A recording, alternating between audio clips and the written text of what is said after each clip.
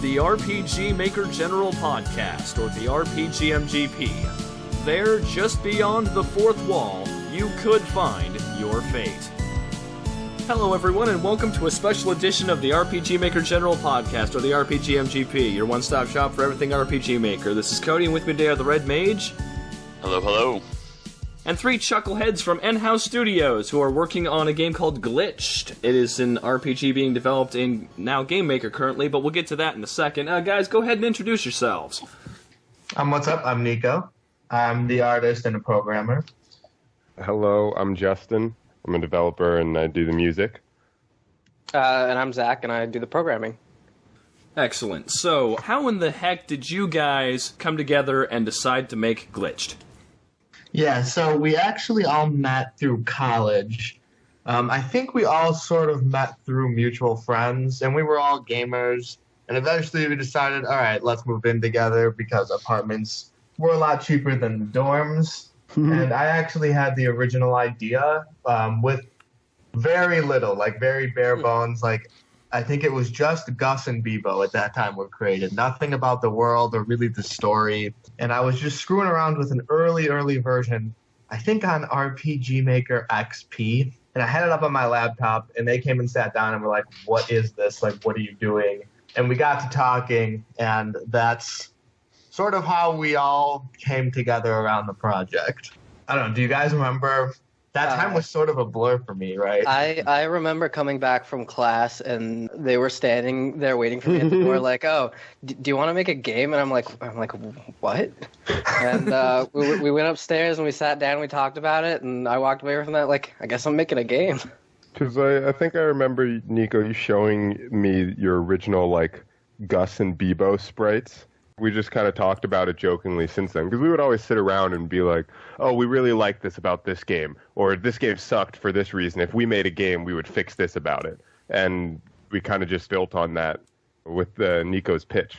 Yeah, and I think most, like, all I really had at that point was, like, a couple character designs, nothing really concrete, and I think most of the world was built between us talking. Like, before we even really took it seriously, most of it was just kind of a joke almost, like, between us three, where we were just, like, throwing out random ideas and, like, things that we thought would be funny, not really taking it super seriously the first time around. I think the transition came when we, like, bought a little whiteboard from Target when we were grocery shopping one time. And then, like, it was just, like, late nights ordering insomnia cookies and scribbling down ideas on the whiteboard, screenshotting or taking a picture of them, and then, like, erasing it for the next day. I have a whiteboard, too. Those things are really fun, because you write something down, you wake up, and then it's just there waiting for it. It's like, oh, right, yeah. Yeah, so I think we have photos of, like, a bunch of different whiteboards with different maps. I think I have at least a giant stack of, like, old scribbles during classes of, like, oh, this character or this idea. And we revisited them a little bit, but the concept for Gus is about 8 years old. I actually made him during my sophomore year of high school. So that was about 8 years ago now. So a lot has changed. Now, I played the demo that was up there, but I did miss the first podcast. So just to kind of like get an idea for everything that this is, what is Glitched? Like, what's the whole premise here? Because I got the little frog guy, I got the fact that you're a hero. Well, you play a hero in the first one. From what I've read, that's actually not your main character at all, which we'll also get to. Like, what is Glitched, I guess, is the best question for you. I can really briefly give you our kind of promotional tagline, and it goes a little something like, Glitched is a fourth wall-breaking, story-driven RPG that uses what we're calling the Essence system to test a player's decision-making abilities. Follow our unlikely hero, Gus, who, after witnessing a bizarre glitch in the game, becomes aware of you, the player. From that point on, you engage with him in philosophical and casual conversation while you guys try to explore the world of Soren, figure out the mystery behind the glitch, and have a good time. And, okay. You know, we have our own unique card-based, turn-based combat system and mystery exploration game where you'll be faced with a bunch of difficult decisions that will have an impact on the world around you. But that's kind of the really gist good of at it. explaining it, Justin. Yeah. That was a good elevator 1 minute pitch right there. Better than I could do. He's had a lot of practice. Yeah, exactly.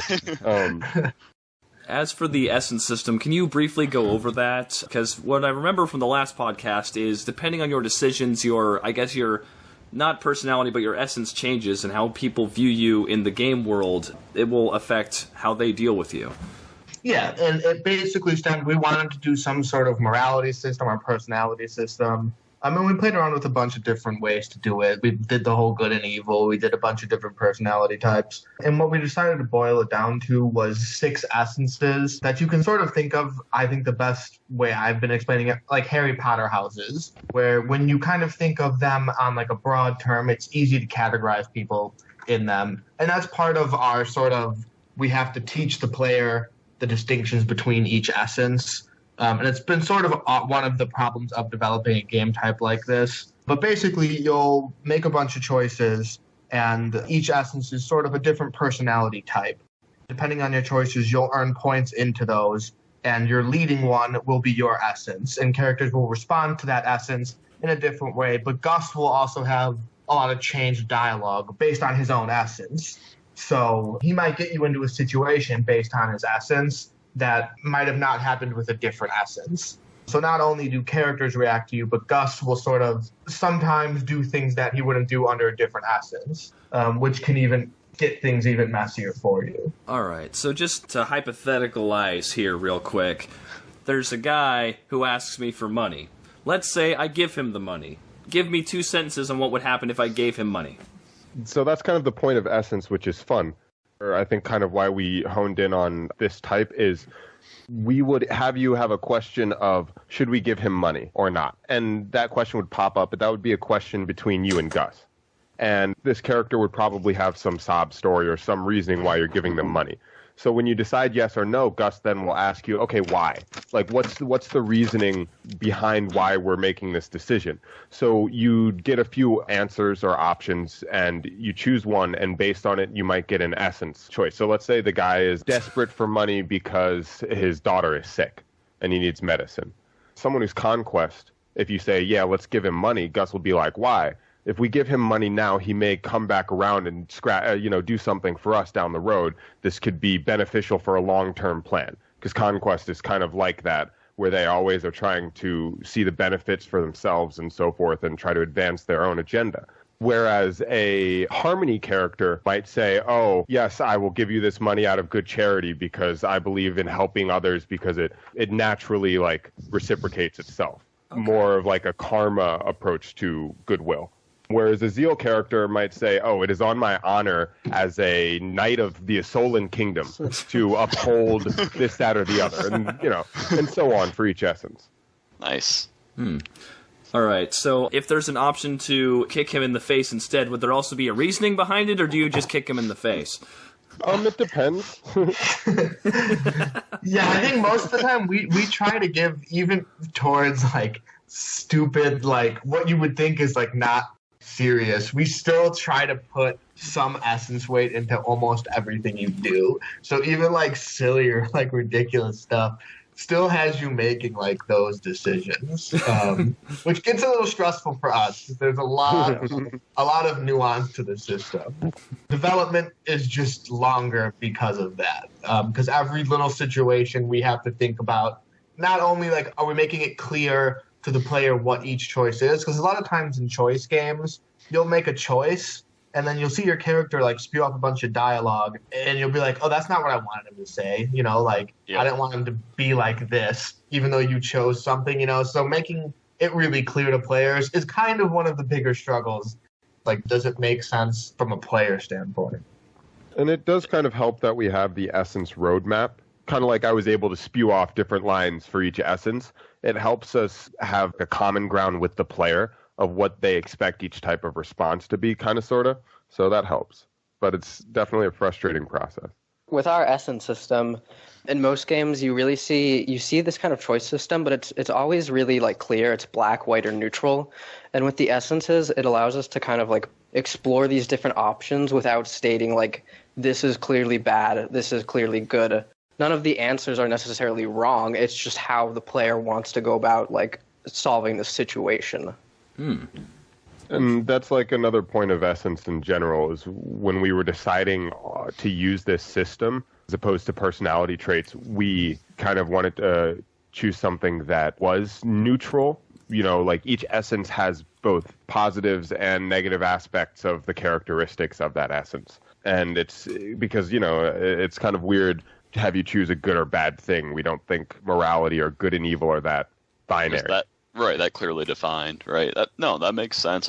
It's very interesting to see something like that because, I mean, I'm working on something that's got similar choices in it. Well, not to the depth that y'all are going. You guys are going crazy, and it's awesome, actually, to be honest. You know, so I was kind of curious, I guess, on that now.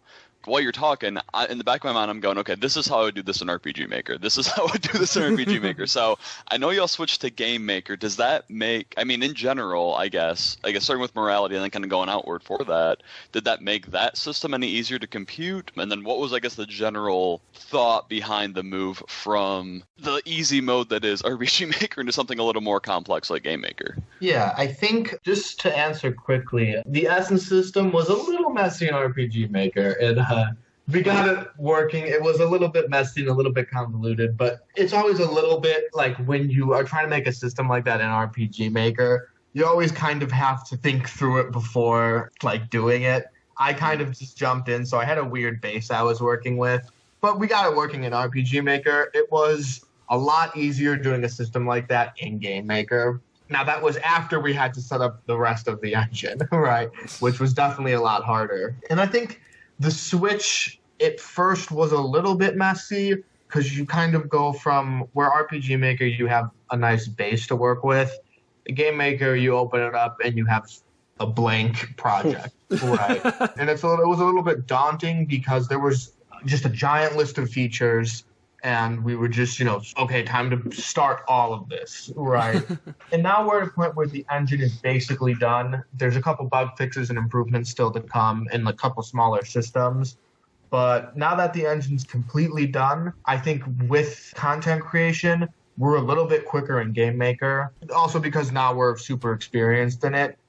But I think the switch for us was necessary, not only because we have plans to port and stuff like that, but I think Game Maker gave us a little bit more freedom in terms of coding and putting in systems that weren't quite RPG systems. I think also the scale of the project. This isn't my forte, so Zach and Niko will wax, but RPG Maker was great for our demo, which wasn't over 2.5 hours long. With the type of decisions and things we need to keep track of and manage in the full version of Glitched, the switch to RPG Maker was almost necessary. Yeah, a big thing is text and how RPG Maker handles text. Game Maker is really nice because we can have a bunch of external files holding all of our text, which just makes our lives a lot easier, especially we're a text-based game when it comes down to it. And just the way RPG Maker handles text isn't bad, but it definitely doesn't make it easy when your game has, a book's worth of text. So when you talk about external files, that means you don't have to open up Game Maker or anything. You just open the text file and edit it, and then you're done, right? Right. Yeah. And so if you need to make changes, if you have to have people go through and edit it, it's a lot easier. We can get an editor who doesn't know anything about the engine, right? Which makes our lives a lot easier. And we can just use that as it is. We don't have to go and import it into Game Maker or anything like that, or change the format. It just goes right in. It's the way that, non-programmers like me can still play a functional role in content creation outside of music and stuff. So it's cool.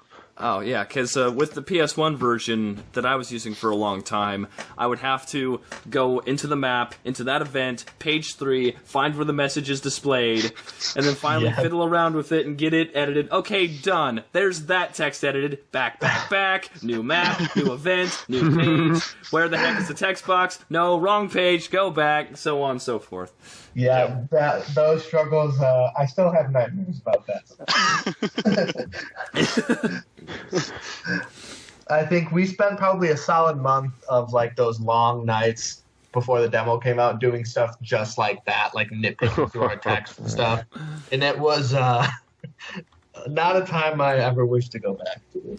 Yeah. Have you ever felt insane? For our size game that was 2 to 3 hours for a demo for, a lot of text. I think, RPG Maker did us wonders and really helped us see if the project could come together and have merit. And we didn't have to waste all the time building a huge engine in Game Maker just to say, this isn't really coming together. It's not really working, So it really helped us in those early stages. So on that note, it sounds like Game Maker, it was a lot more trouble to set up, but it's made you guys more efficient as the months have progressed, once you laid down the groundwork and the foundation that you needed. So are you still on schedule? When is Glitched coming out? I think we are still on schedule for our loose February 2018 release date, which was kind of our go-to goal with the Kickstarter. We've definitely hit some road bumps along the way, which was expected, and we kind of allotted for with that date. Yeah, we've made good progress. Better safe than sorry approach on our Kickstarter. I know a lot of Kickstarter games will say, we're coming out next year, so get ready. And then 3 years later, you're like, where is this game?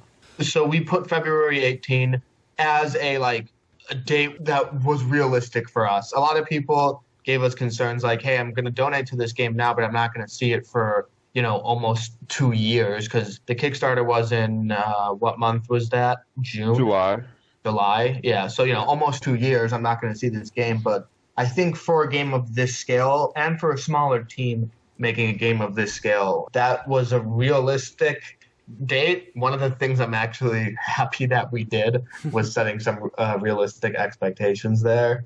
But yeah, I think we are on a decent schedule. There have been some definite setbacks. The engine took a little longer than we thought.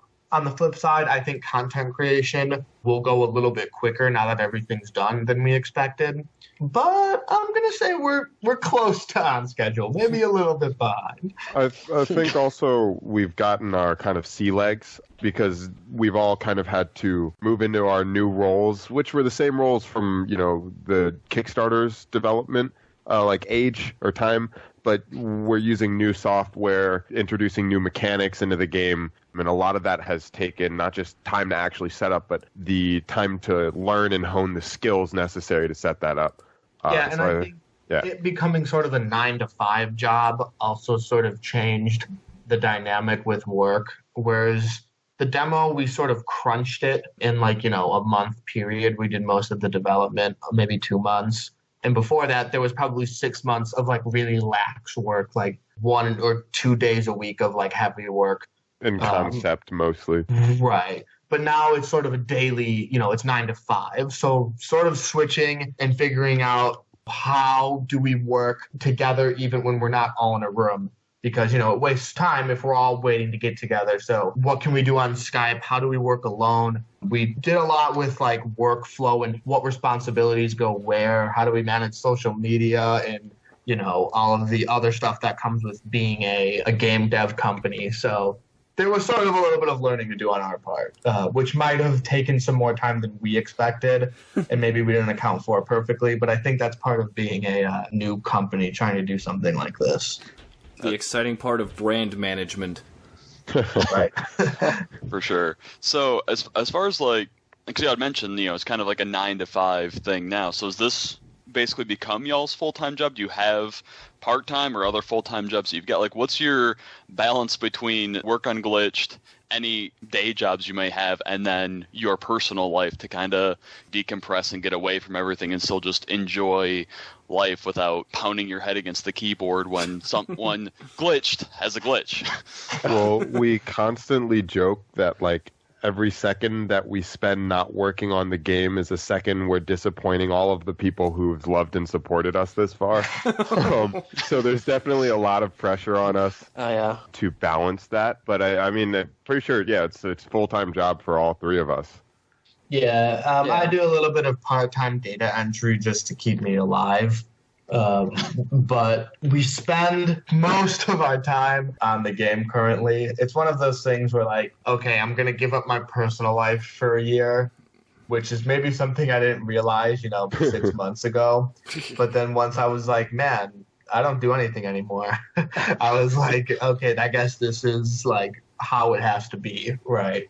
You definitely give up parts of your life to do something like this. for good and bad, right? But yeah, there's definitely the balance it can be rough sometimes because, you know, it's not like hourly pay or anything like that. Like we just work, and sometimes you're working and you're like, what am I actually doing? Like, what are our goals? What have we gotten done?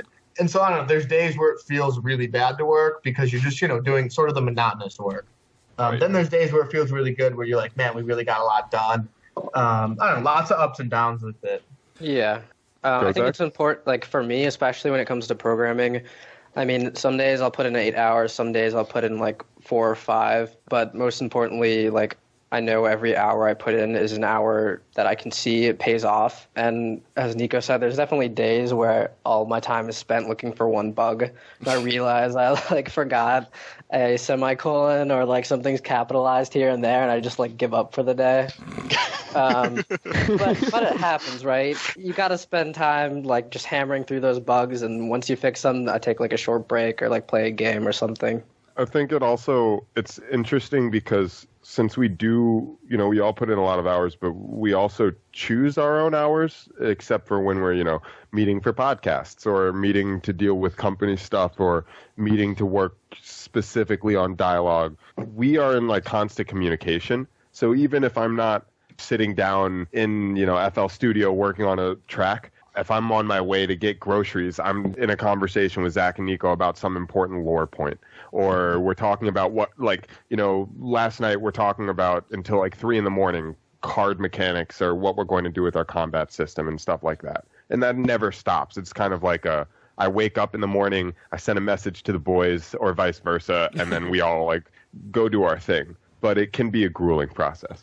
What I wanted to ask you guys about, because I've run into this problem non-stop with my RPG Maker projects, is I'm so used to gaming on my computer. So when I sit down on my computer, there's 3 or 4 different Codys sitting down. There's the one that wants to get work done, there's the one that wants to browse Facebook, and there's the other one that wants to play Counter-Strike. And I have to shut a couple of them up to get any sort of work done. So, you know, how do you prepare yourself for work when you do everything on your computer? It's tough sometimes, especially the amount of games that I play now versus that I used to play.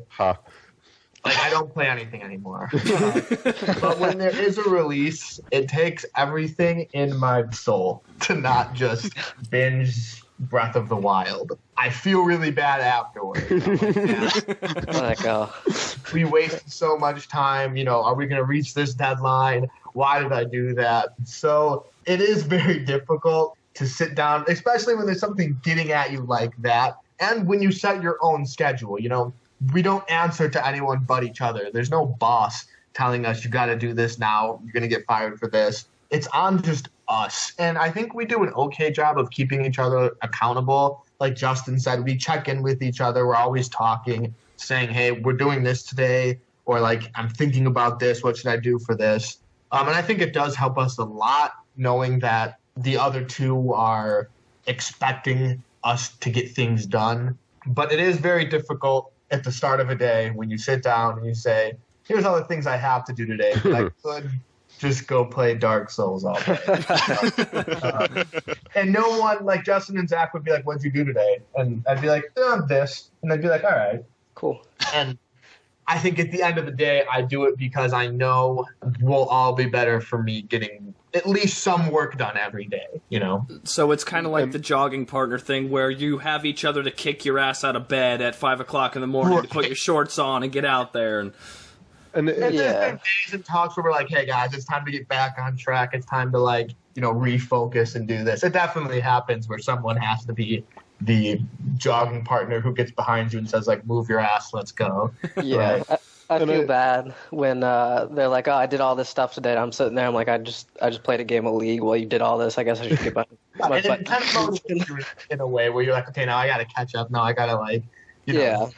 I think it is cool too because like we'll take breaks together. We'll all be working on stuff and then it'll be like, hey, I'm going to play a game of League right quick before getting back to work. And, you know, we'll all get together and play Overwatch or something like that. And it's nice to kind of have a communal break because, you know, it's like, okay, I'm getting back to work, and we're all getting back to work, and it does feel good. But it is. We were friends before this, so it's like, how do we balance our friendship and the things we used to do with each other with like work? Because sometimes, like, we'll go 2 months, and I'll be like, have we hung out? Or have we just, like, been working, right? So, like, that distinction is sort of blurred, and, like, sometimes it gets, like, we get so into the work that we forget that we have lives sometimes. And it is kind of funny how you talk about everything being on the computer. Because, like, I was talking to a friend the other day talking about how I want to get off social media or something. But I can't get off Facebook. Not just because, you know, we have company social media, but that's, like, our primary form of communication. And that started because we were all friends before, and it just has worked for us since then. But it is weird to always have all of the other distractions of games, social media. For me, I can't listen to music while I'm making music. So, you know, I have to close Spotify. And it's kind of rough. Oh, but no! For Justin, that's terrible. I literally, like, I live with music playing all the time, and now it's just glitched music, which is, like, kind of, it's an experience. Well, your music must be pretty darn good then if you can stand listening to it all day. I haven't gone completely insane. My roommate is kind of on the verge, but we're making it. You had mentioned this here earlier when you were talking, and it's one thing that I found extremely interesting when I was playing the demo. This card-based battle system that we've got here. Now, I've played a couple different games in my time, that use things like that. There's Baten Kaidos. There's that really weird DBZ Super Nintendo RPG that used the cards that it was all in Japanese, so I had no idea what was going on anyway. But just in general, I guess what inspired that kind of thing? Where did all that come from? Because it's really cool and it's really interesting to try and put together like the right combos so you don't run out of AP or what it is during it. So where did all that come from? So we definitely knew there was going to be a switch to the battle system before even the Kickstarter demo was released. We knew there was going to be something we did. We didn't really have the time or sort of the idea before that, so we kind of compromised and made just sort of a simple RPG for the demo. But we knew, okay, we want to make some switches, not only to make it a more unique experience for players, but a big thing for us was connecting it into the world and the lore itself, which is something we try to be consistent on. So we had a bunch of things in mind. At one point, we even considered just dropping combat altogether. There were a bunch of ideas that were floating around. We all sort of had our own little ideas of like what it could be. And I think I remember the moment where we came up with it. We had a bunch of ideas on paper, and we were just going through each, listening to pros and cons, and saying like, we definitely won't do this, so we'd cross it off. And like, we definitely don't want to do this, so we cross it off. And our last two options were a card-based system and a classic RPG. And those are the two last options. And I don't know who said it, but someone was like, why don't we combine the two together? I think that's where the first like spark sort of hit. We had those two left. Or I think we had those two left, and we all decided to write down our idea on a piece of paper and then like show it, like which one we wanted. And we all chose card.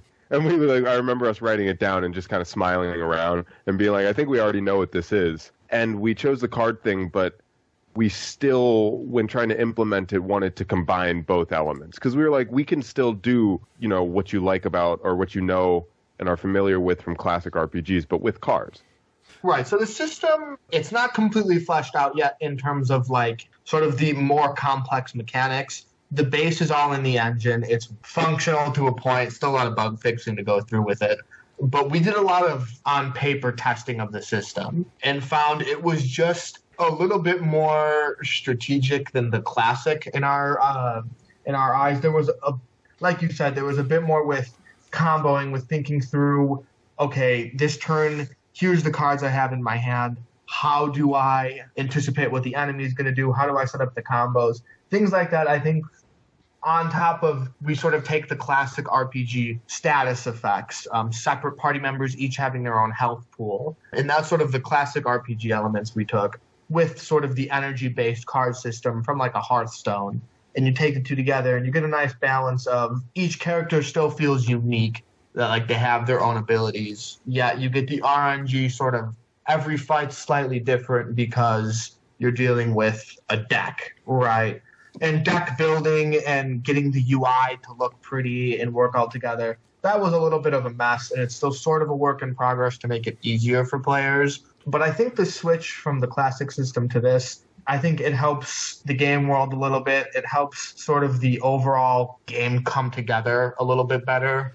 All right, so for the uninitiated, because there's going to be people listening to this who haven't played your beta or your demo yet, the card system, from what I played, it seems like you gain a number of AP per turn. You start with a number of cards in your hand, and each card has its own AP cost, and obviously the more expensive cards do the bigger effects. Yeah, we've played Pokemon, we've played Yu-Gi-Oh, we've played Hearthstone, we've played Magic the Gathering. It's kind of our mana here, and we wanted it to be fast-paced, so you draw multiple cards, or cards per turn, because one of the things we wanted in our original, way back in the day when we were talking about the original idea for Glitch, we wanted combo-heavy combat system, and with the cards, we kind of are able to do that, like, oh, I have this thing that buffs attack, and this thing that life steals. If I buff the attack and life steals, like that sort of stuff. It's kind of hard to pull off in a traditional RPG without implementing complex systems. So this kind of lets us do that. You rush through your cards really quickly. Your deck reshuffles when you run out of cards.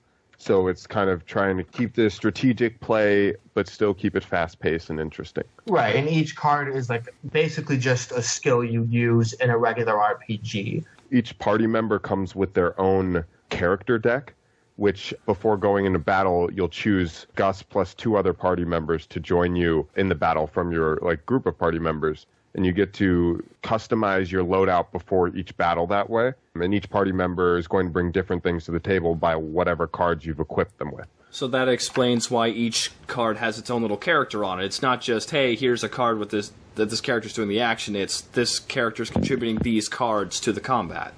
And it plays out interestingly with status effects. So, if you stun the character who has all of the healing cards, they're the healer. All of a sudden, that if Bebo, who's the healer in the beta, if Bebo gets stunned, you can't use your healing cards until the stun wears off. Yeah, that happened to me. That was really frustrating. It can be, and it's cool because it's kind of a demo, shoot yourself in the foot thing where you can introduce mechanics, but those mechanics might be frustrating because you don't have the tools to necessarily handle them. We're working on that newer release of the demo, making sure that flows. But in the future, okay, my healer got stunned. Well, I know this boss fight or this enemy is going to have lots of CC, so I'm going to bring a healer and I'm going to bring a tactician, which is our kind of utility support role, and I'm going to bring my tactician, which happens to have extra cleanses, so that when my healer gets stunned, I can still cleanse them and then use my remaining energy to heal or stun or do this, that, or the other. So it gets a little more complex, but also more interesting in that way. Okay. Yeah, that's one thing I was gonna ask just about that battle system. Is just I imagine the way that y'all have it planned to be set up is that you will have bosses where you need to not necessarily need to have, but you should have two, there's a better set of the party members that you have for each of the bosses. So if you just bring one party the whole time to every boss fight, eventually you're going to run into somebody who's just going to smack you around because you don't have the abilities to deal with whatever they're going to dish out. Yeah, and it's something we've sort of struggled with, the concept of a player losing a battle. Should every combination of party members be able to deal with every encounter? Or should there be some encounters that you need, an exact strategy for? How do we want to punish the player for choosing, their style of play? I don't know. It's interesting to us how we balance the fights around certain mechanics. If there's a stun-heavy boss and you come with no ability to cleanse the stuns, you might just lose, right? Again and again and again. Right. And so I think for us, we're taking the sort of approach that, you got to switch up your strategy. Not every boss is going to cater to every strategy. Instead, you might have to switch things around. I think it's part of the reason we have a ton of different party members is you should be switching. We don't quite want them to latch on to their two favorite characters. We want them to see, and there's a lot of other things built in to sort of to help them switch between characters. One of the systems we have is a sort of friendship relationship system, similar to Fire Emblem, where if two characters are together in the party, they can build a friendship meter. and it sort of promotes players to put different characters together, which can help you switch up different strategies. Oh, I know this character is this type of fighter, so I will use them in this type of battle, right? So we're trying to, make it easy for them to switch. Versatility is kind of one of your biggest strengths as you progress through the game. As you gain more party members, unlock more cards, the way that you can handle and approach different obstacles in different battles or games of Fate, it becomes easier. The more options you have, the better you'll do it. But we still also want players to be able to kind of design their own option, which, like Niko said, we give you or attempt to give you by offering so many different party members with with cards. If you want to beat Lieutenant Surge, you should probably catch a Diglett, but if you picked Bulbasaur, you might be okay anyway. Yeah. Yeah. But you might have to, try twice. So you guys said earlier, so when you start a battle, you can pick your party members. What kind of encounter rate are you guys looking at? Because if you're picking your party members and you're choosing your deck and your loadout for every combat, I believe that may slow the startup of a battle, and having random battles may be a little bit frustrating. So what's your, how much combat should we be expecting in Glitched? Right. We don't have any random battles. Yeah. One of the big taglines for us is cut every random battle. No grinding, no... Here's Goblin 45 coming at you. No experience in levels.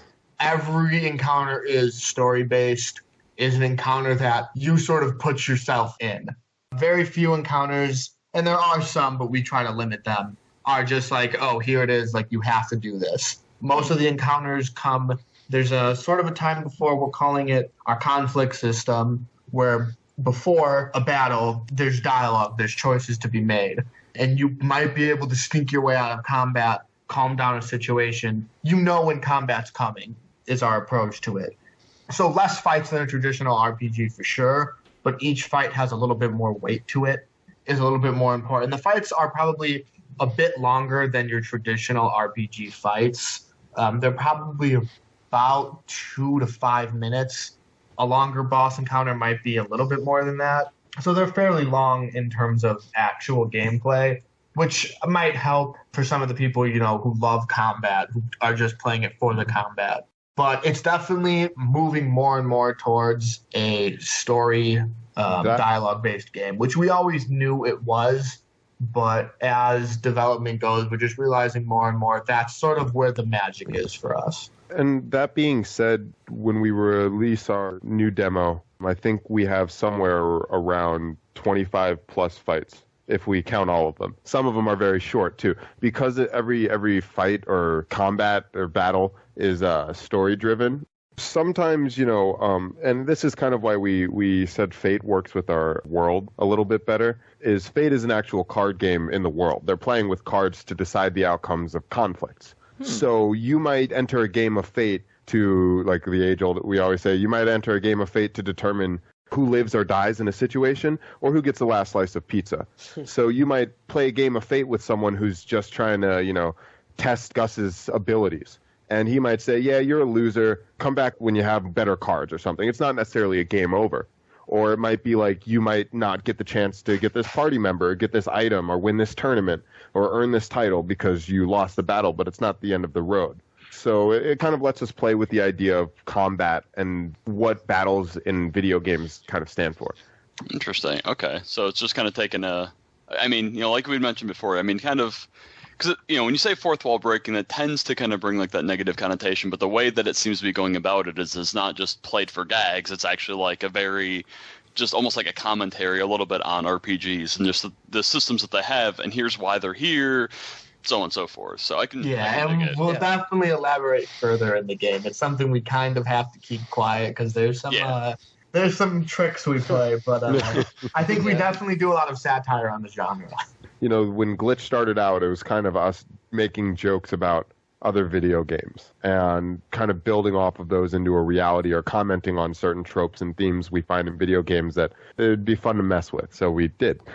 So I have to ask you, just because you're further along in development, and we did cover this last podcast, did you sneak any untoward references to Earthbound or Undertale in your game? No comment.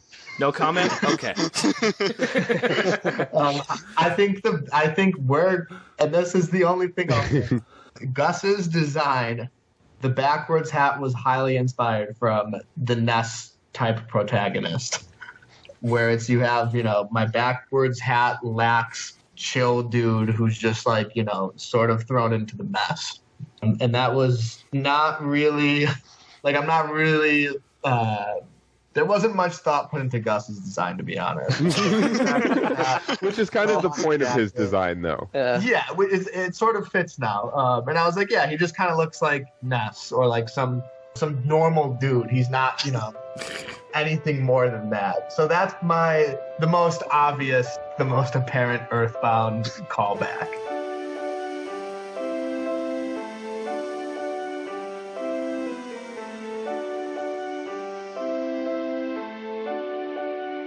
So I guess, sort of, but not really. Like, jumping off from like Earthbound, Undertale, that kind of thing. Those games you may have drawn some inspiration from. So just, I guess in general, I know you guys kind of covered this earlier in that you don't really have a whole lot of free time to play games much anymore. But aside from what we heard, I guess, League, Overwatch, that kind of thing, is there any games y'all are playing now that either did or did not help, bring something into Glitch? Are there anything going on with that? There is a pile of games that I want to play that I cannot play until this game is out, and it's growing. But one game I know all three of us play, as much as they hate to admit it, is Summoner's War, which is like a mobile game, which when we were first coming up with the ideas for some like skills or kind of like how the pacing of combat we wanted it to be, we would kind of harp on that. Or like reflect on some stuff that we've noticed in that, which, Summoner's War is still just a relatively generic take on a classic RPG, but it's just something that we all kind of played. I recently played Breath of the Wild, as most people did. I don't know if that game in particular had a big impact, sort of design philosophy for me. It was a great game, a little too different from what we were doing to put two and two together. Yeah, I know for Niko and I, we both have started playing Dark Souls 3 again, especially with that new DLC that just dropped. And I'd say, at least for me, some of the storytelling in Glitched is a little reminiscent of that Dark Souls style, where it's not directly like shoved in your face. Hopefully we fill the world with like hints of lore, from talking to like a gravestone or like looking at an item and whatnot, because that type of storytelling is really cool, and I think Dark Souls does it really well. And I think what might not be apparent to a lot of people yet is that we spent and are still spending a lot of time on world building, which isn't we aren't super experienced with like a Lord of the Rings type of world where you have all of these intricacies and languages and stuff. But we are spending our fair share of time sort of trying to make sure there's a story beneath the story, to make sure there's a history, there's a setup for a lot of the stuff. There's sort of a lot of secrets. And I think Zach makes a good point with Dark Souls, where a lot of that secondary storytelling through item descriptions, through brief character things, through books, which we make a lot of use of through books. That's sort of the thing that is sort of the cherry on top when it comes to like games and their lore, like what you can find just by, looking at things or taking your time through the world. And I think Dark Souls does a really good job of that. And I think it's definitely, for both of us, has taken like a little bit of an impact on sort of development. I did appreciate that in your guys' beta, there were so many readable books in Harrison's house. Yeah, one of the things we dedicated ourselves to that will probably come back to bite us. Yeah. Every bookcase will have a book. And it's something I always expected me to do, just because that's the type of world I like to play, and so I'm going to do it. But then it comes time to sit down and be like, now I have 300 books to write. Yeah. I know my personal goal, and I think it's our collective goal, is that everything in the world is the way it is for some reason. And you can kind of figure that out or get some inkling of what that reason is through exploring the world. So the inkling, something might be in the metropolis of Gundam. And you might need to go to some ancient ruins to understand exactly why it's like that, or have an idea of why it's like that, and read 3 books scattered across the world of Soren. But it is there, and we kind of want that to manifest. And it's like they said, Dark Souls telling is very useful to do things like books and items and stuff. So, with that being said, and like the Dark Souls style system, and then the books we've kept mentioning about here. So, in the beta demo, etc., the book that talked about the war that one of the, I think it was NPC in the cafe kind of directed you to. Is that going to be like a major point, I imagine, in the actual game? This war that happened some years ago. The conflict between Gundin and Athena. I believe that's the war, the book you're referencing. Yeah. The conflict between Gundin and Athena is one of the central conflicts going on throughout the story while you're dealing with Gus's and the glitch and all of that personal story. So we wanted to put that there in the first town to kind of tip of the hat people as to what's to come. We'll probably be a little more subtle going forward. Right. But I mean, it's still like I said, no one was just like, yeah, there was a war and there's this conflict going on. Whew, you don't want to go out there. But I mean, just having it in a book was, it's a nice way to do it, because even if I didn't talk to said NPC about it, You might have stumbled on it. Right, I might stumble on it, or if I didn't read all the books, then I wouldn't have seen nothing, and I would have no idea of what was coming. So I think I appreciate when people tell me they read the books. No, yeah. Our game is yeah, dude. Our game is one where we're attempting to load a lot of content in, and it rewards people who take the time to explore. We're trying to create as much of a living, breathing world as you can in a video game. And, in order to appreciate that, you kind of have to do some of the stupid stuff, like sit around and read a bunch of books.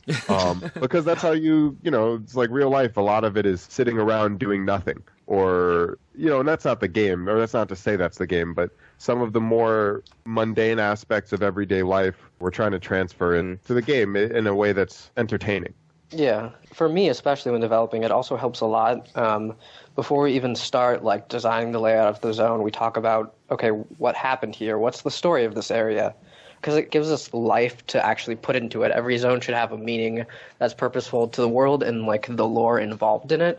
And so if we know that beforehand, it helps with just like how it should look. Oh, is there crumbling ruins because there was a battle here? Or like, is it a lush forest because, I don't know, some overgrown city that was once lost and all that stuff.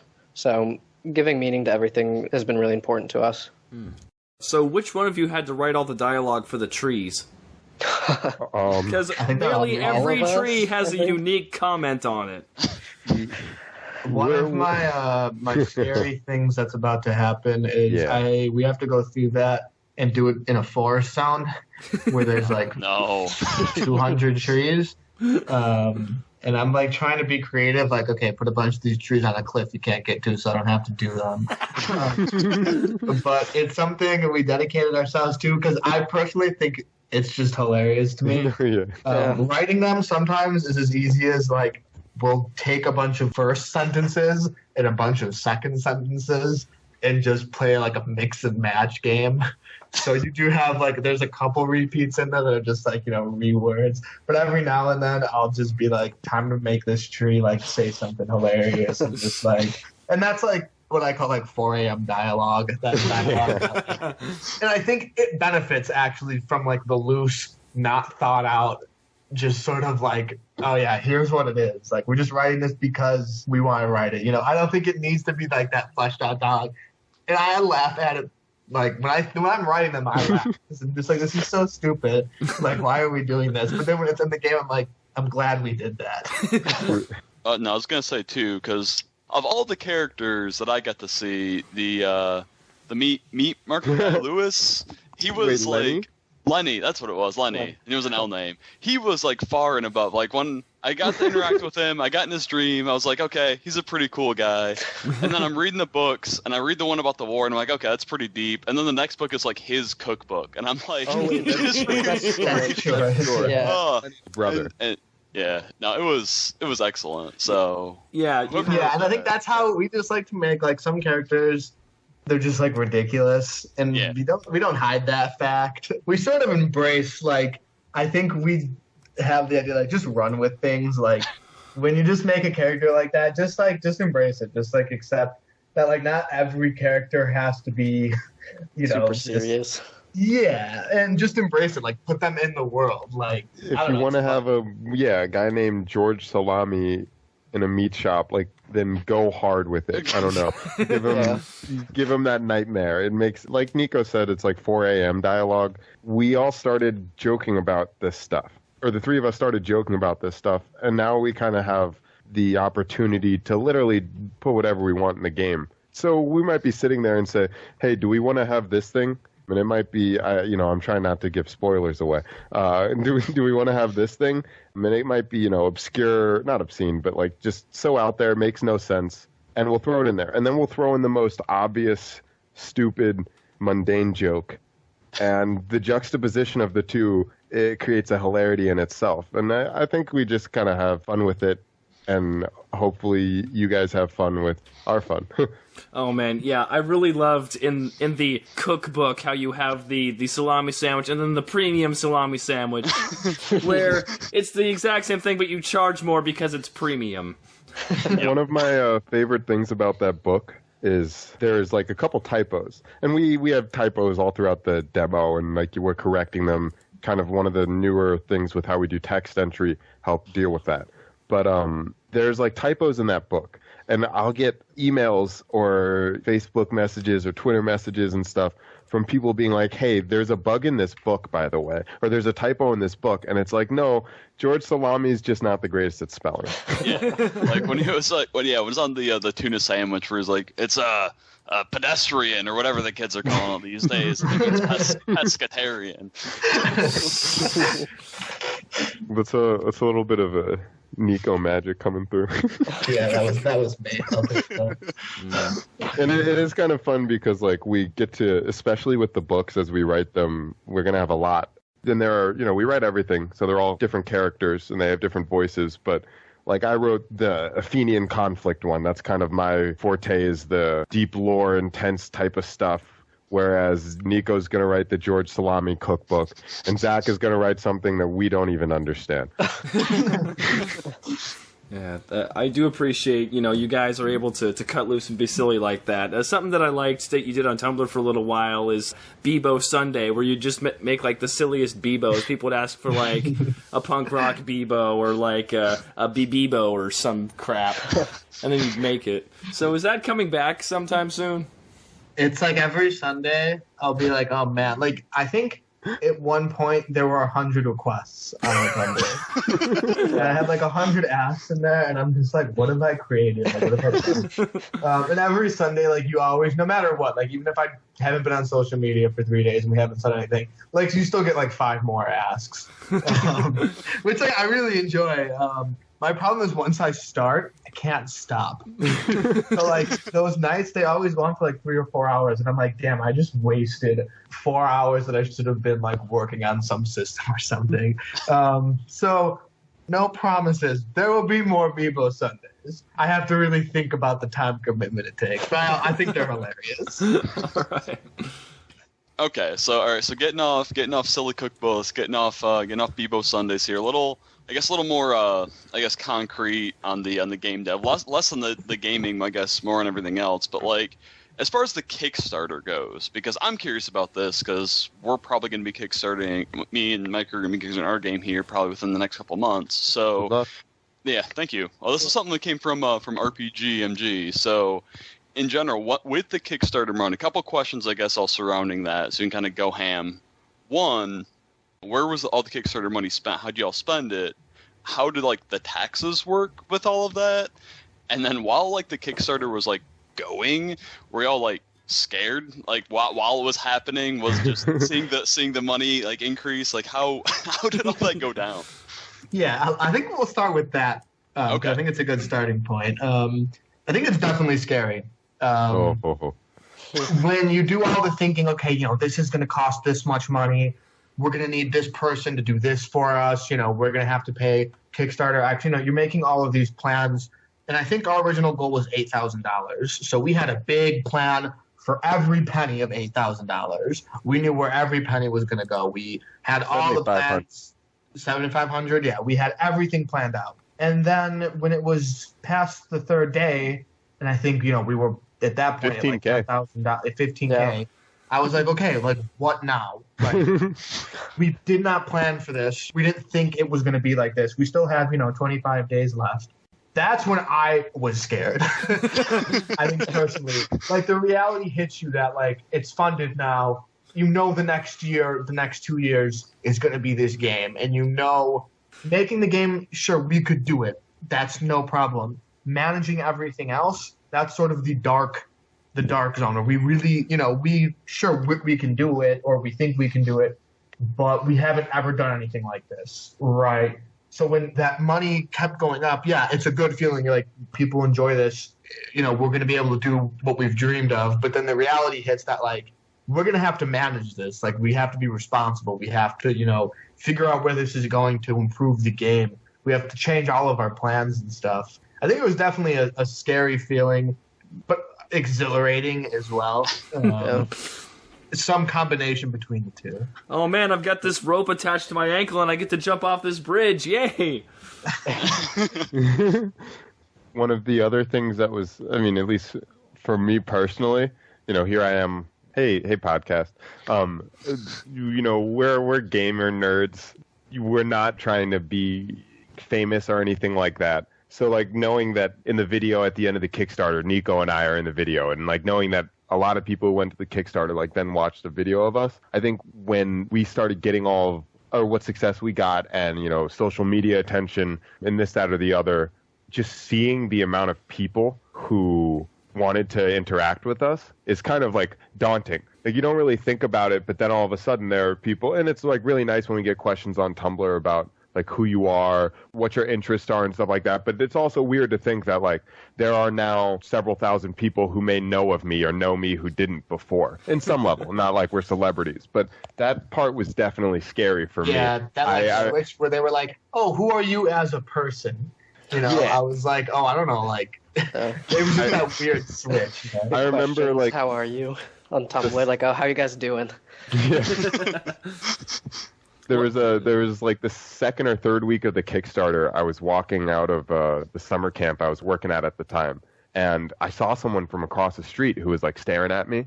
I look back at them, they waved to me, and I was like, oh, this is weird. And they're like, congratulations on the game. And I freak out because I'm like, oh, no, this isn't supposed to happen. It turned out to be one of Niko's friends, actually. I just didn't recognize her. But no, that was like, I almost had a heart attack. Oh my god, here he comes! Hey, good job! And in terms of, you asked some logistical questions about how we spent the Kickstarter money and taxes and stuff like that. It is taxed. Okay. Excuse us for not going into, like, explicit detail. Well, yeah. But there are fees associated with Kickstarter, and depending on if you have a company, if it's a personal account, so forth, taxes vary. Also, with how we spent the money, like Niko said, we had a plan for $7,500, and it was very, very tight. Now, you get more money. That doesn't necessarily mean we're sitting there like, woohoo, let's spend $5,000 on a new whiteboard with with every color of marker that levitates. No, halfway through the Kickstarter, and had to rethink our financial plan based on our success at that moment, and then also our success based on different possibilities. And we had done that before, but I think our conversation went, if we get over $25,000, it's a whole different conversation. Right. And sure enough, that's where we were. There's a lot of things that go into making a video game that cost money. At least on my end, there's music software and some hardware equipment that goes in music production that we now had funding to provide me with, which enabled us to do so. We had to, buy Game Maker and things like that. You went to Toys R Us and got a xylophone because you can afford it now. Three xylophones. We're a three-piece. One of the biggest expenses is physical rewards for people. Yeah. I think what a lot of people don't realize is we don't really take that much money for our personal needs. We pay an artist to help us out. That's Lucky Cassette, who does all of our art for us, for faces and for enemies. So we work with them. We have to, get all the physical rewards in. So, there's a set aside money for that. We started to sort of get into that. And it's sort of a whole different experience for us. Something we've never really done, never really considered, like, oh, it's time to, buy a physical thing in bulk. You have to do research. You have to, figure out the best way to do things, how to ship things. It's a bunch of stuff that we didn't really know that much about. So, when we were figuring out the Bebo plushies, who should make you a custom bulk order of these, I got like 50 Bebos, right? Like, how do I do that now? Those we've actually ordered, and they're actually here. I'm snuggling my Bebo right now. They take up a good portion of my living room, but that's something like, we had to consider. There's Kickstarter fees, there's taxes. We do take out a little bit to help ourselves sustain, but it's not a large amount at all. Justin said you buy software, you bought Game Maker, we bought some basic stuff like that. I got an office chair, things like that to just help you work. But a good amount of it, is just to the win. It's to taxes, it's to physical rewards, it's the stuff that, just needs to be done. So it's not like we got the 70,000 and we're like, it's money time, like we're done. Okay, blow it all. Yeah. And it's definitely a learning curve, especially if, this is our first, we're in our early 20s. This is like a new thing for us. Right. It's not like, we have this plethora of experience. So we've sort of, we found our way. It's still, it's still a struggle. It's still a learning experience, but we're getting there. All right, cool. In that vein, now you have a company, you have kind of a legal framework, you have to report to the government a little more than the average person does. Did you have to trademark Glitched or register anything through that, or are you just kind of waiting on it? Because I know that incorporation is largely optional, copyright is automatically given to you when you make your product, but trademarking provides additional protections if you trademarked what you have copyrighted. So have you guys taken those steps? Once again, without going into too much explicit detail, that is something that, is important, especially when any creator has like something that's getting any form of notoriety. You want to be protected. So we are in the process of protecting certain aspects of Glitch, which is, like you said, copywriting and trademarking different logos and so forth. Things like that are all options that we are currently working on. And that's another thing, we talked about, how do we spend Kickstarter money? Copywriting and legal interaction isn't free as well. So there are a lot of other fees that come up, when we want to do types of advertising closer to launch and that sort of thing. But no, yeah, definitely, I personally think it's really important to get intellectual property protection as much as you can, especially if you are trying to be serious. And I think there's some basic steps you can do to cover yourself, some like not huge costs. And I think definitely when you're at sort of the next level, you definitely want to take your time, figure out what you have that can be protected, and protect those things. Just take the steps and be safe, because you don't want to be... I think everyone hears about the horror stories of like, hey, this big company ripped off my small studio game. They took our idea, they did this. And it happens not just with games, but with, everything. So I think take the steps, know what you have that's worth claiming that you should be protecting. It's definitely a difficult area to talk about, because I think it's definitely a case-by-case basis. Okay. Of knowing, Gotcha. hey, especially in things like video games. What you'll find is there's not a guide to this. There's no one's figured out exactly how to do this yet. So everyone sort of has different advice, and you kind of just have to make your way through all of that. All right, so hypothetically, let's say you walk into PAX or your local equivalent of a gaming trade show. Someone made Bebo plushies and is selling them. What do you do?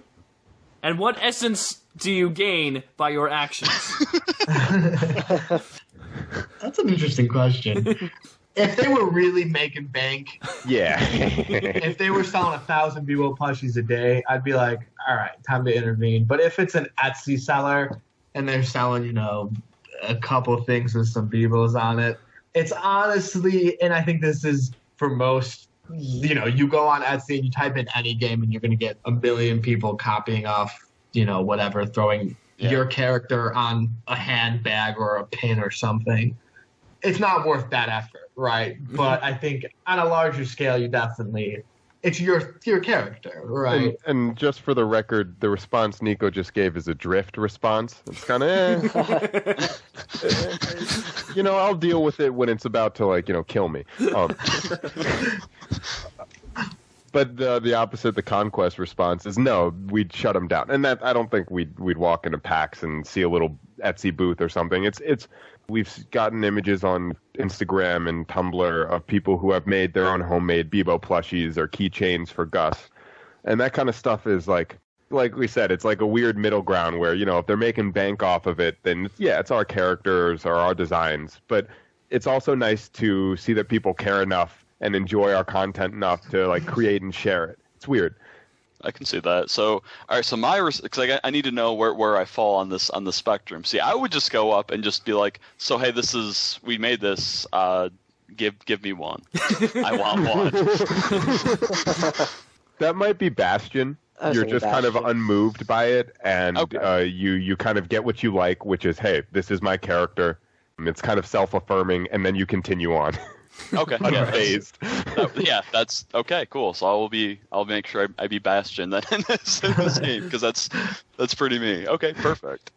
So as far as kind of jumping off on that a little bit too, because in the same way too, it's kind of a free promotional material. People are making stuff for your game. Someone stumbles across, has no idea what Glitched is, link hop a couple times, and then suddenly they know about your game. So it's kind of free advertising in its own right. But as far as like planned advertising, like campaigns and stuff, especially either for the original Kickstarter or anything that you have coming up, do you have any advice for any indie devs that are looking to eventually, try to sell a game, to promote it in some way? What's, I guess, the best way, the easiest way?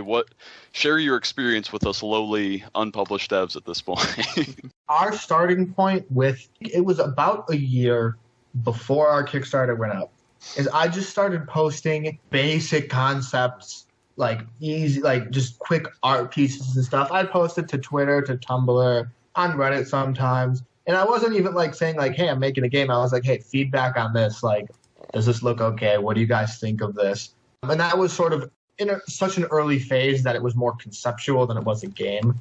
But all of that amounts to like, you want to grow your social media following before you do anything in this day of age. Like, everything's about the clicks. Getting people to click on your content, to share your content. It's all about that. There's so many games and so many little developers now coming that if you aren't doing something on social media, you're just behind. Like if you try to release a Kickstarter and you open your Twitter and Tumblr that same day, you're going to have a really hard time.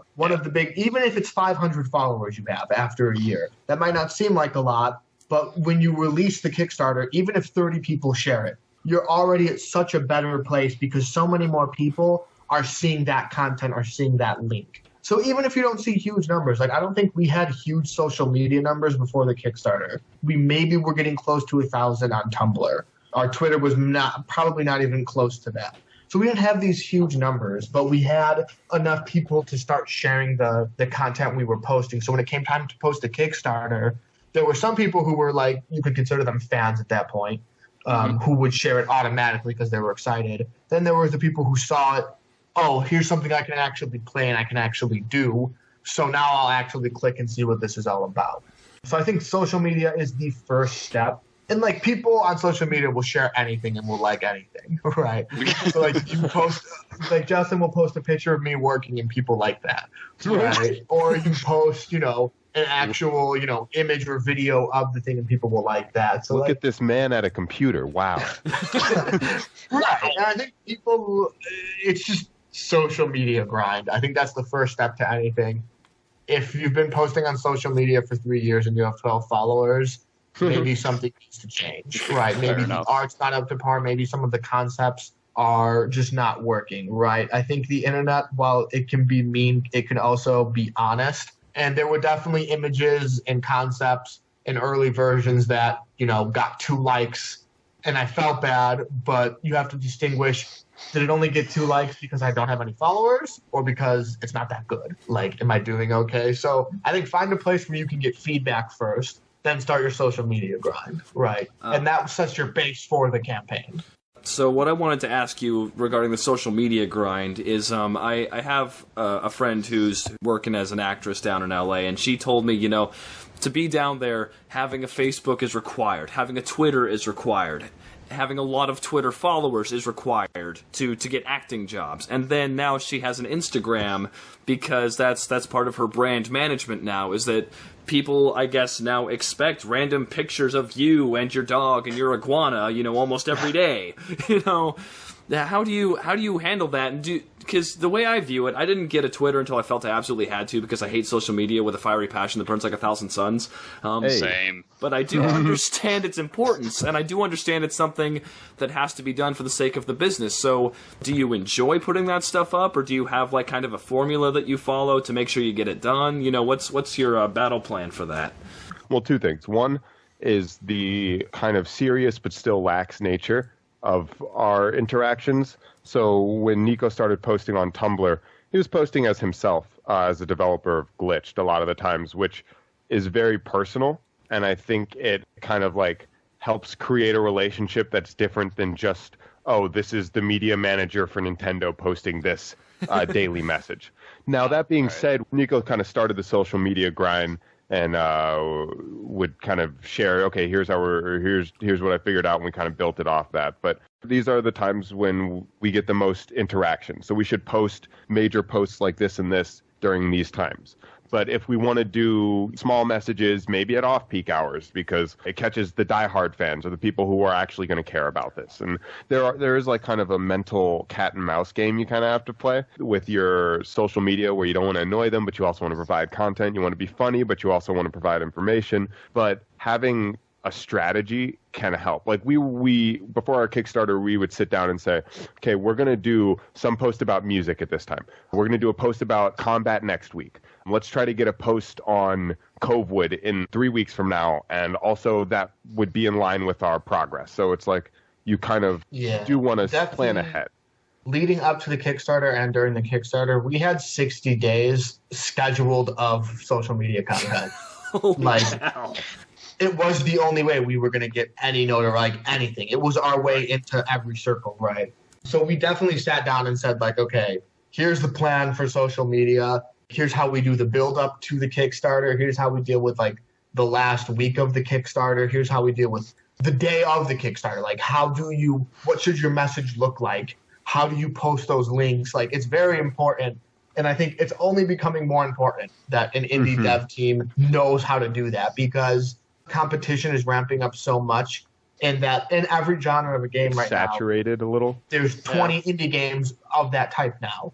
So the only way you can set yourself apart is to be a louder voice. You know, you have to just push through like that. And I don't think it's a bad thing that there's a lot of competition. It's just the way the market is right now. And another thing with that, you said getting your voice heard. We didn't really, it's not like, you know, we're friends with Notch or anything like that. But when you get the opportunity to interact with other developers, interviewers, or Let's Players, YouTubers, fans, etc., this kind of goes without saying, but you want to be responsive, you want to be authentic, and you want to be polite. Because you never know. I mean, no, I do know. We would get so many messages, comments on YouTube or posts on Twitter or Facebook or whatever, of people being like, yeah, you know, I talked to one of the devs. I sent them a message when I had this issue. They got back to me in an hour, and they were super nice and all this other stuff. I just told all my friends about it. Like, it does, like, make a difference. Like, we had people who were like, hey, I was going to back $30, but after this interaction, I'm bumping it up to $150. And that also works with, hey, we had a pretty good relationship or pretty good first podcast, and, you know, we get along well. We're not jerks. So you guys were welcome to have us back again, which is, you know, it's weird to think that something like that matters, but it really does go a long way. Yeah, you know, just being nice and having good customer service, because it's so easy to ignore that kind of stuff.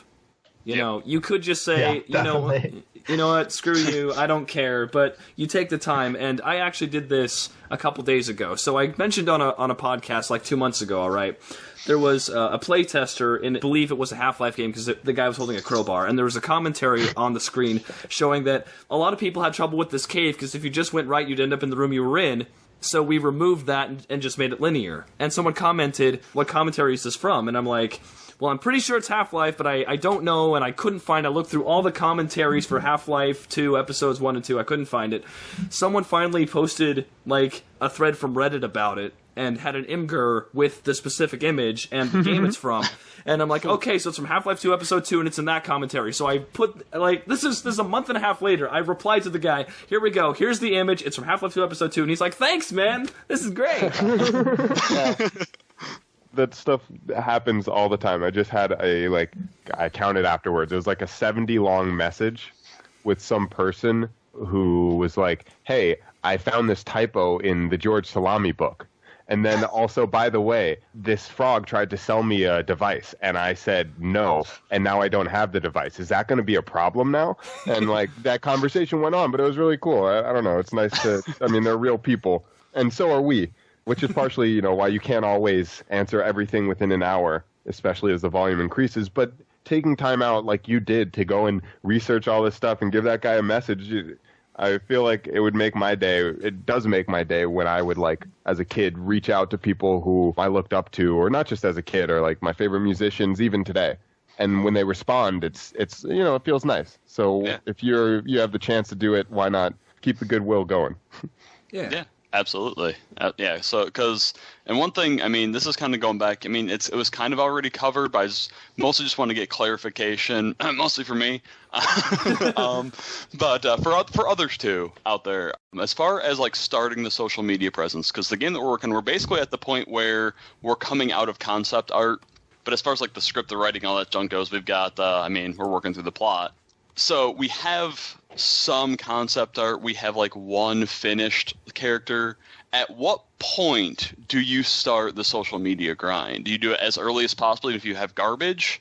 Or do you wait until you have something that's at least polished and okay to look at? The best time to grow a tree is right now. Wait, what is it, Justin? It's the best time to plant a tree was 20 years ago. The second best time to plant a tree is right now. There we go. Start whenever. Yeah, I'm going to say start as early as you can. Even if it's not that good, which I definitely had a bunch of things that were not that good, you'd be surprised at what people are like, even though this isn't that good, I still like this. Or I like where this is going. I like what this could be. Right. And it's hilarious when that not good stuff comes out later, and you get to see your progress. Right. Well, I think start as early as possible, because even if you post once, you get 2 followers, and you don't post for another 4 weeks, I think it's still okay. And I also think you can post things that aren't directly about the game. You can start, saying, hey, this is what I like. I'm into this. You can, retweet, you can do all that. But I think the earlier, the better, in my opinion. Even if it's not that good, even if you're a little worried about the quality or what you have, or even the quantity, I don't have enough to sustain this for, a month. I think it's okay. I think, especially as it ramps up and as it gets more serious and as all the art starts to come together, there's going to be plenty of content to post. We're kind of in a social media lull, because we're getting ready for our demo release. But once we release the demo, there's all of the content featured in the demo that we can then circulate throughout social media for the next couple months if we want to. And it's it's weird because it's content that we have now, but we can't share it until then. But you'll find that as development happens, you'll reach big breaks or big points where you'll have tons of content to share. And that's when the planning thing comes out. Oh, we have 30 days worth of content, or we have 10 days worth of content. Let's spread it to 15 days. Yeah, have you guys ever heard of the fan fiction My Immortal? No. Okay, so I bring... Is that the Harry Potter one? I believe so, yes. Yes. Okay, yes. Okay, I've heard of this. So I agree with the tree planting metaphor, because I started the dev blog for Defeat the Darkness while I was working on it. So before anyone saw a single picture or episode, the blog had been up for 2 years. And after episodes got released, there were people making remarks about, man, I can't believe how dedicated you are to this. So even though they weren't the best posts, and I think I unironically used XD in one of them. Nice. The whole point That's of it... my go-to.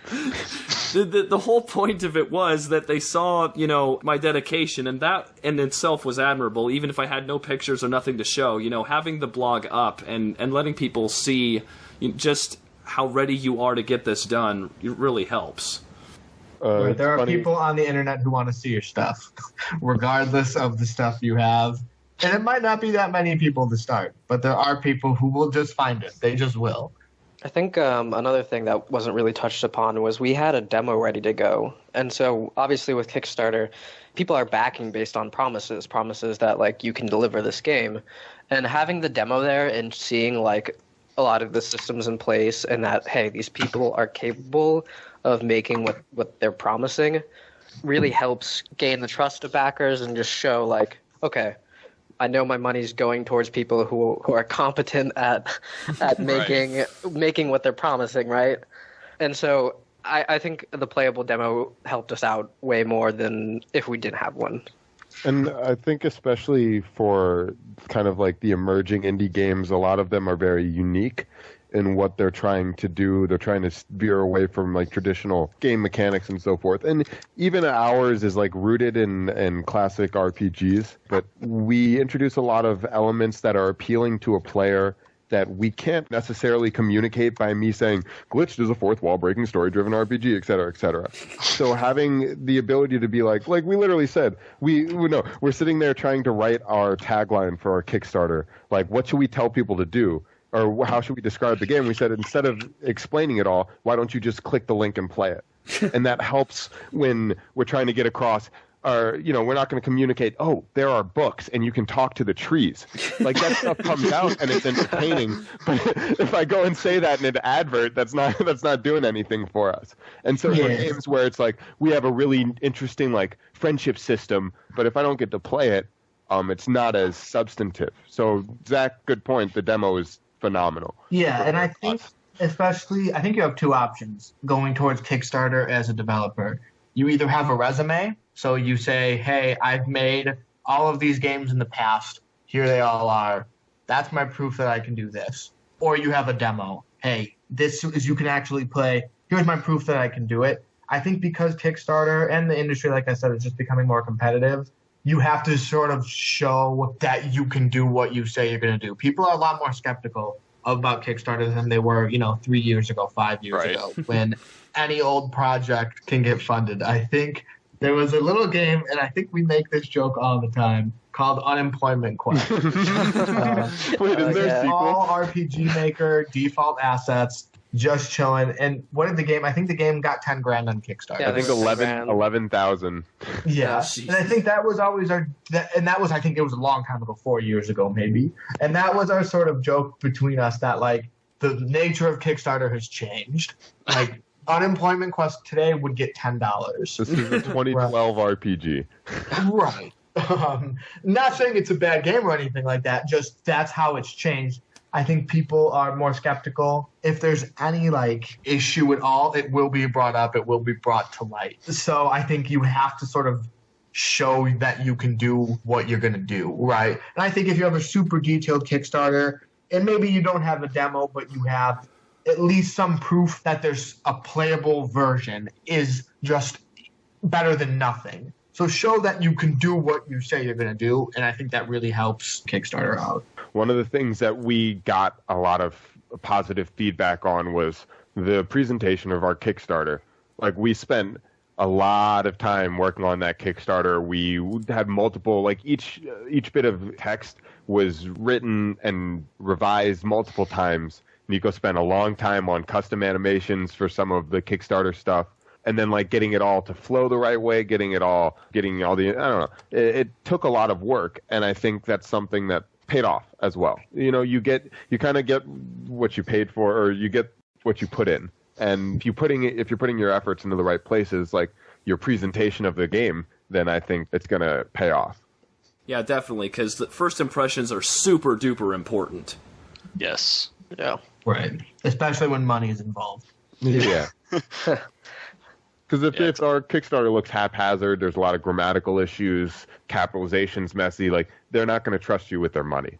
Right, and it'll go to the next Kickstarter, right? What, you expect me to put my money in this? You used the word infer when you obviously meant imply. That one's a killer, I swear. Do you think, from what you've seen of your Kickstarter, and I imagine that you looked at a lot of other Kickstarters too, just to kind of see what was successful, wasn't successful, the planning and the effort and everything that you went to put into it made it as successful as it was? And I think looking at other Kickstarters is definitely like super important. It's almost more important to look at failed Kickstarters. Yeah. Yep. See what not to do. See like why their presentation of things was bad. Because there's a million successful Kickstarters out there. And there's some that are successful just because, like, ukulele, for example. Like, that's just, their Kickstarter doesn't really matter what it looked like. They had a video that was ukulele and everyone's like, oh yeah, right.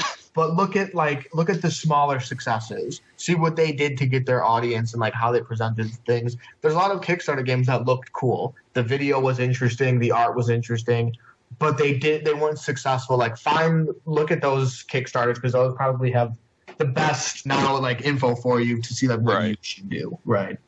And also, when looking at those Kickstarters, at least for video games, what worked for them may not work for you. Just because, if you're not ukulele, or if you don't have the resume, you can't get away with posting a kind of cinematic trailer. You need more concrete evidence that you can, like Zach and Niko have been saying, that you're able to make the game.